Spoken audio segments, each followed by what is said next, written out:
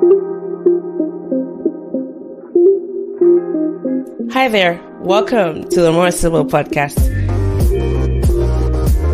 This is a podcast for Blacks, Asians, and those who love them.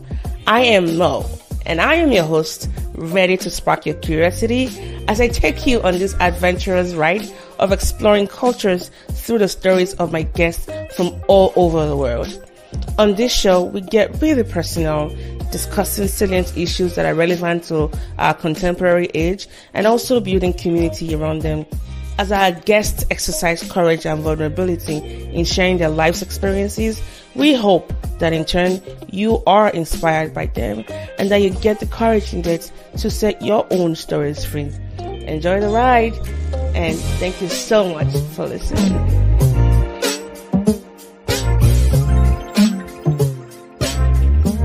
Morning, everybody. Welcome back to the podcast. And this is Mo. Today I have a dynamic speaker who's had a lot of experience, and he describes himself as a global citizen. He is Nigerian-American Texan for about 2 decades, and he's very passionate about projects, portfolio management, knowledge management, as we come to know, and he's had experience in those areas for more than 20 years. He's fun, engaging, and he's also an author of a couple of books. And he also describes himself as a relational bridge builder. He has co-hosted the radio TV show in Austin called Arise. He is an adjunct professor at Park University and ITT Technical Institute, both in Austin, Texas.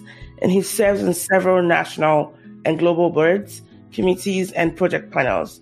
He's a runner who lives in Austin with his wife, Precious, and 2 teenage daughters, Ben and Amara. Everyone join me in welcoming Dr. Benjamin Anyacho to the podcast. Good morning, sir. Thank you so much. It's my pleasure joining your show. More. Thank you. And I want to give special thanks to one of our parents here in the U.S., Mrs. Dr. Philippa Adebo. She introduced us. So this is just like a thank you to her for the introduction. All right, Dr. Anyacho, let's just start with the very beginning. You identify yourself as a Nigerian-American Texan. I've not heard anyone quite use that definition before. How did that come to be? And maybe just tell us a little bit about yourself. Well, I was originally born in Nigeria. I never knew in a million years that I would be a Texan. 10 years before I came here, I believed that I was going to be a missionary somewhere in the world. And when I got the visa to come here, I had a green card, 99. When I arrived here, it became very clear that this is the place I am supposed to be a missionary. So I have done a lot of things since that time, and my love for Texas and love for the nation had increased over the years. My passion for transformation, my passion for unity, bringing people together, for awakening, spiritual awakening, and for the betterment of humanity has advanced over the years. I've brought several stakeholders to the table.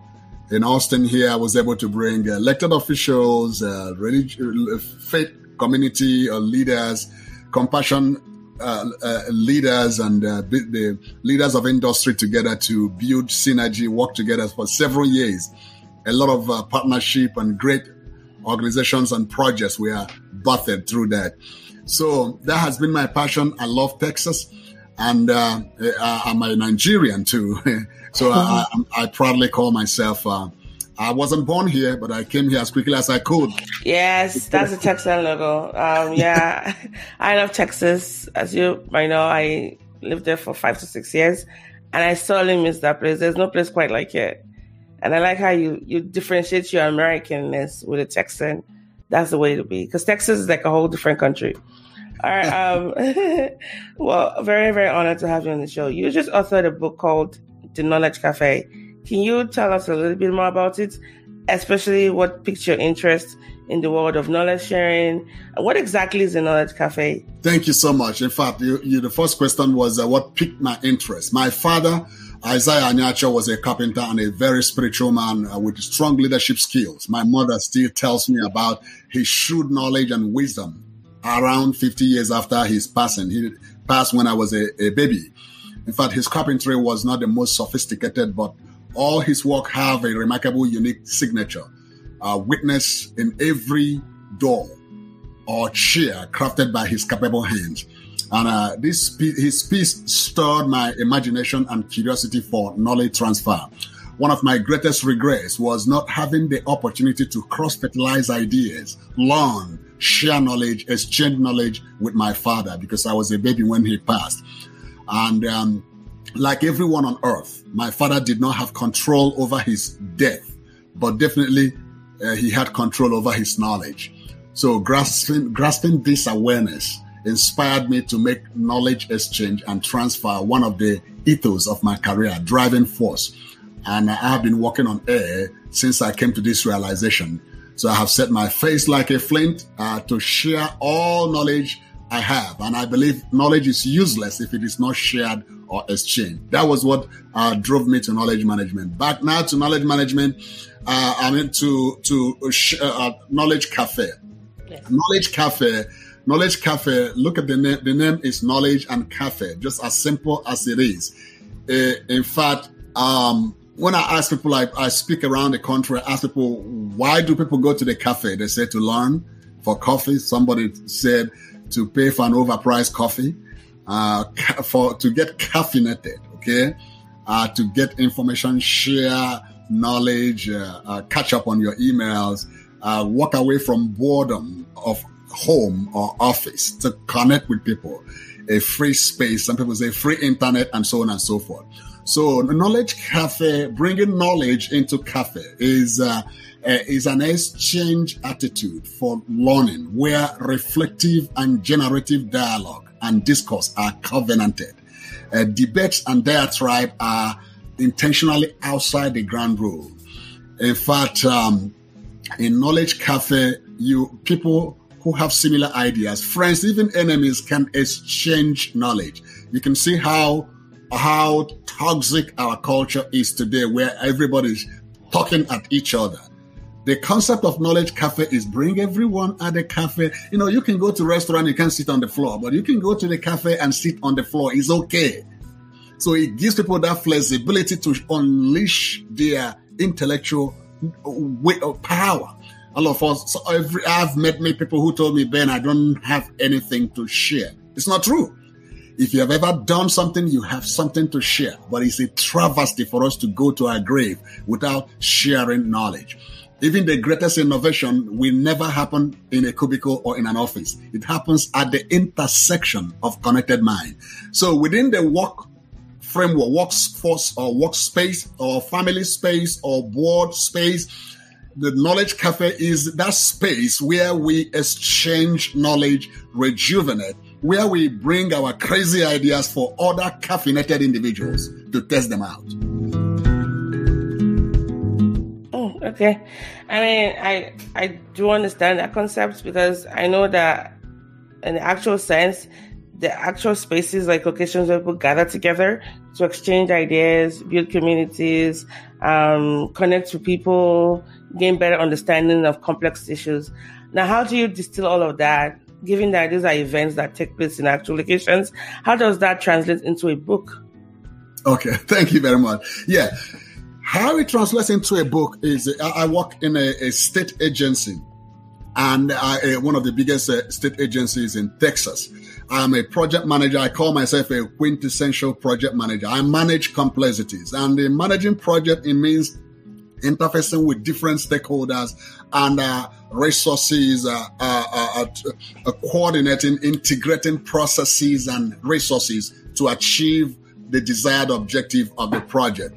But many times we run into roadblocks because some people have information that you need or have knowledge you need to complete your project. And in public sector spaces, you have silos here and there. People and machines, oftentimes, maybe whether in private or public sector, machines talk at each other and not to each other. And people talk at each other rather than to each other.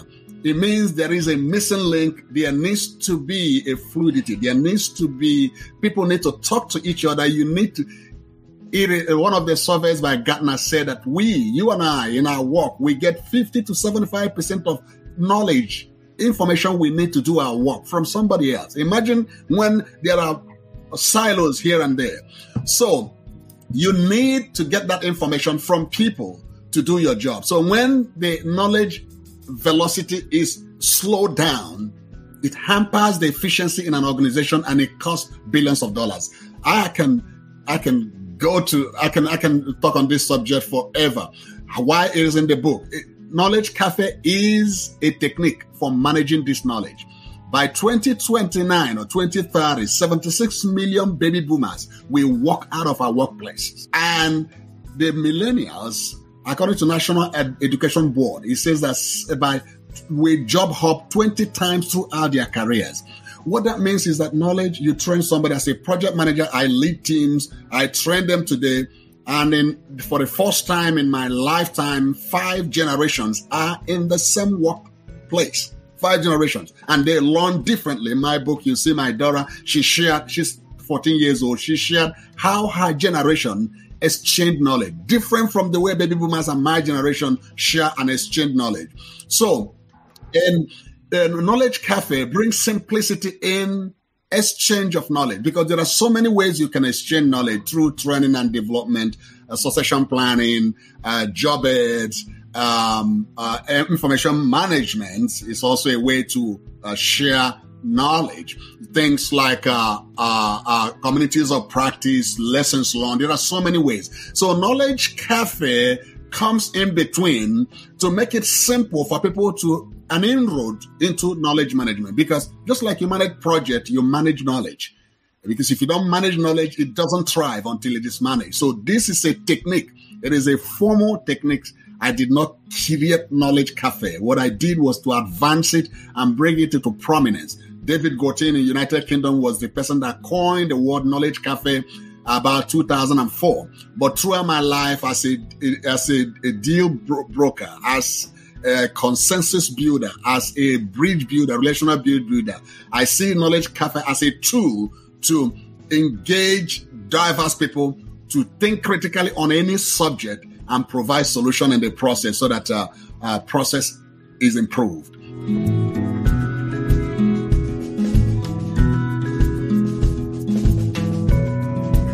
All right.